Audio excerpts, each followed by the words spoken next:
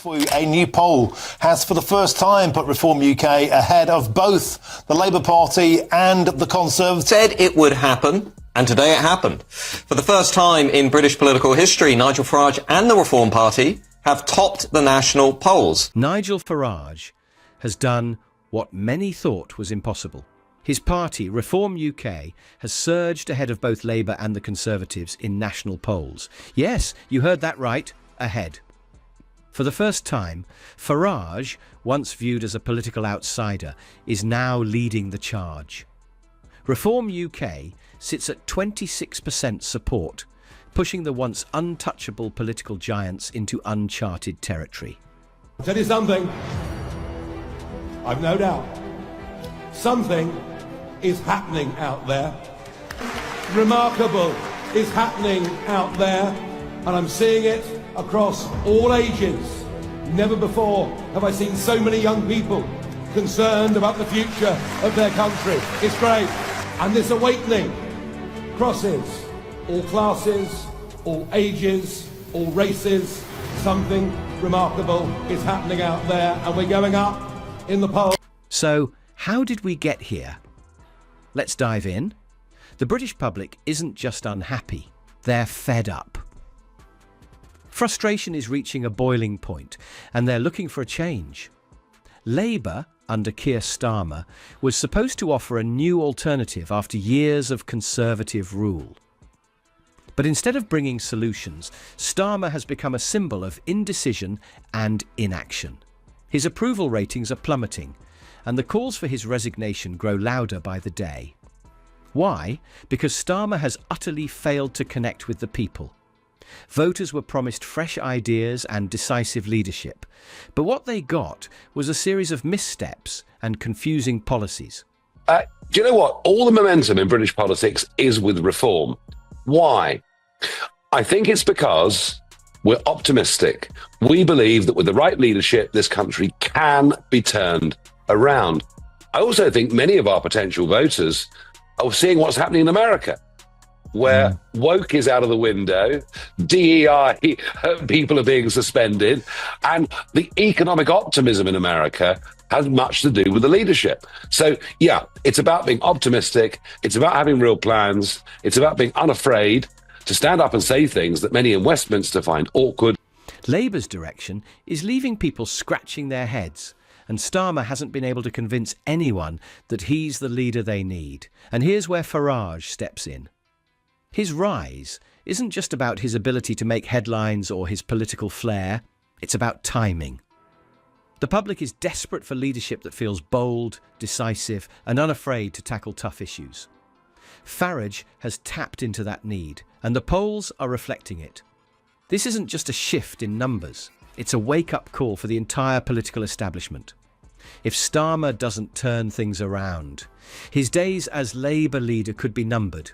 But the big question is, will the party listen to the people before it's too late? The reason this is happening is because what Reform are doing, what Nigel Farage and our MPs are doing, is giving the British people hope at, frankly, an extraordinarily dark time. And so we're very proud of that. One of the things we saw, I was out in the United States over the inauguration weekend for President Donald Trump, and I can tell you that the spirit of boldness, of confidence, was something to behold. It really felt like, once again, the United States is walking tall. We're all inspired by that. You look at this whirlwind, this shock and awe campaign of executive orders that he has initiated since coming to power. What a remarkable thing it is to see a politician, a candidate, make bold promises. One of the flashpoints that has Labour on the defensive is the inheritance tax reform. Farmers are absolutely livid, and who can blame them? These changes could make it nearly impossible for families to pass down their farms to the next generation. Imagine working your entire life to build something, only to lose it all due to tax hikes. Critics say Labour is unfairly targeting rural communities. And it's not just farmers, small businesses are feeling the heat too. People are asking, why punish the backbone of this country? But it doesn't stop there. Labour has also proposed new taxes on military pensions, sparking even more anger. These changes hit service families hard, undermining the financial security of those who've sacrificed so much for the country. You're wasting your time. Leave it to us Conservatives. We'll sort the mess out for you. And actually, far from sorting the mess out, they would never, ever have even given us a referendum on EU membership if I hadn't put pressure upon them. Then they promised me, once it was done, that they control immigration to allow net up to 1 million people a year to come into our country. Now those people who told me to pack my bags and go home now say, let's have a deal. Well, the reason they're doing that is they know their support is on the slide.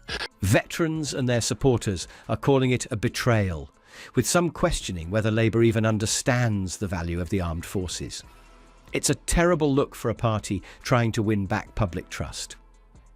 Then there's the issue of immigration.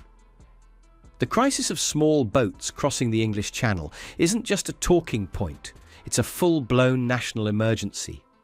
People are watching day after day as the government fails to take control of the situation. And Labour? They haven't offered a solution strong enough to satisfy the public. For many, border control isn't just about numbers.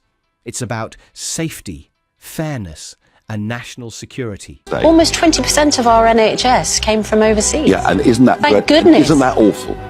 Why is Isn't that awful that we're not actually encouraging people, young men and young women, to go into nursing and many other things? Medical schools have had cap Why? numbers. Because you think that people who Medical didn't come schools- from overseas would make medical better schools have had GPs? We have literally been capping the number of doctors we train and relying on taking doctors, often from very poor African countries, for example, where they're probably needed more than they are here. We should be ashamed of ourselves. That's a complete... Many feel Labour is too slow, too soft, and too disconnected from the realities on the ground. When you add it all up, it's a recipe for disaster. Farmers, military families, small business owners, and everyday citizens all feel let down. The real question now, can Labour repair its image, or has the damage been done? The UK is at a breaking point. Rising taxes, sky-high inflation, and collapsing public services have left people asking one simple question: how much worse can it get? Families are struggling to make ends meet, dealing with crumbling infrastructure, overcrowded hospitals, and never-ending delays for basic services. It's no wonder frustration is growing. And now, the comparison everyone's making: the UK versus the US. Across the Atlantic, Donald Trump's rapid policy changes during his presidency showed what bold leadership could accomplish in a short time. United Kingdom and our values, our freedom, our democracy, because if Russia succeeds in this aggression, it will impact all of us for a very, very long time. Yeah, and you giving them billions and billions and billions of pounds of the taxpayers' money is going to have a massive impact on the UK. We can see it already. And some people commented in there going, it's not actual money, it's in defence and stuff. But that comes still out of the taxpayers' fucking money. Honestly, councils are bankrupt, your roads are fucked, energy prices through the roof, all your household bills through the roof. Of course it's impacting you. Like him or not, Trump's moves on tax cuts, job creation, and border control left a lasting impression. And now, many in Britain are asking, why can't we have that kind of action here? The difference between America's quick fixes and the UK's endless debates is stark, and it's fueling a demand for leadership that isn't afraid to act. But this isn't just about policies, it's about trust. Both Labour and the Conservatives have broken promises. From Brexit missteps to tax reforms gone wrong, voters feel betrayed by the parties they once trusted. Every U-turn, every empty promise chips away at their credibility. And people are tired of excuses. That's where Reform UK comes in. The really important point, the reason we're in the lead, is 20% of our vote is coming from people who did not vote for anybody in the last general election. And that tells you a lot. It tells you about the level of disenchantment there is with, frankly, the Uniparty. There isn't much to choose on the really big issues between the Conservatives' record in government and what Labour are doing now. I mean, mark you, Labour are even more incompetent, if you can believe that. So what we're getting here is something completely fresh and brand new happening in politics. Nigel Farage's party is tapping into the discontent, offering itself as the alternative to the stale politics of Labour and the Conservatives. For voters who want real change, Farage is delivering a clear message. The old ways aren't working, and it's time for something new. The public isn't just asking for change, they're demanding it. The question now is, will the traditional parties listen, or is this the rise of something entirely different? When Donald Trump speaks, people listen. And when Trump praises Nigel Farage, it shakes up the political landscape on both sides of the Atlantic. Trump has been vocal about his admiration for Farage, praising his leadership, his unapologetic stance on sovereignty, and his ability to connect with the people. It's not just about shared values, it's about delivering bold, decisive change in a world tired of endless bureaucracy.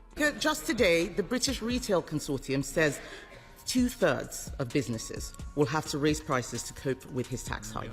His Chancellor ignored all the warnings and ploughed ahead with an unprecedented borrowing spree, leaving all of us more vulnerable.